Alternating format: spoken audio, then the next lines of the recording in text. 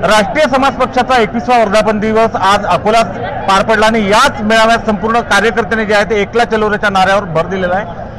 राष्ट्रीय समाज पक्ष नेमका हा निर्णय घेणार का? आपल्यासोबत राष्ट्रीय समाज पक्षाचे राष्ट्रीय अध्यक्ष महादेवरावजी जानकर आहेत। हो, संपूर्ण भाषणाचा रोग जो होता तो 288 जागांचा होता। एकला चलोरेची भूमिका पक्षाची असणार आहे का? आता राष्ट्रीय समाज पक्षाच्या प्रदेशाध्यक्षांनी सांगितलं की आपल्याला स्वतंत्र राहावं लागेल आणि त्या दृष्टीने प्रयत्न चाललेला आहे। आज ह्या कार्यकर्त्यांचं म्हणणं, आमचं पार्लमेंटरी बोर्ड आहे दिल्लीमध्ये राष्ट्रीय समाज पक्षाचं, त्याच्यावर डिस्कशन चर्चा होईल। पण आज सध्याला तरी आम्ही स्वतंत्र लढाईच्या भूमिकेमध्ये आहे आणि प्रत्येक विधानसभेत आपली ताकद वाढवली पाहिजे।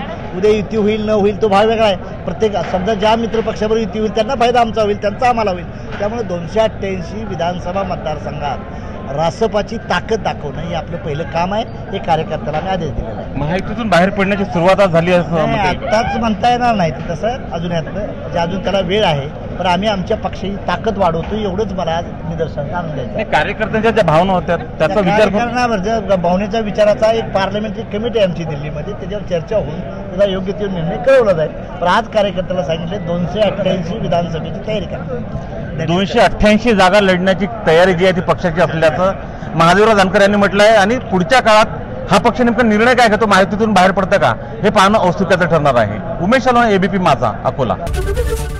एबीपी माझा, उघडा डोळे बघा नीट।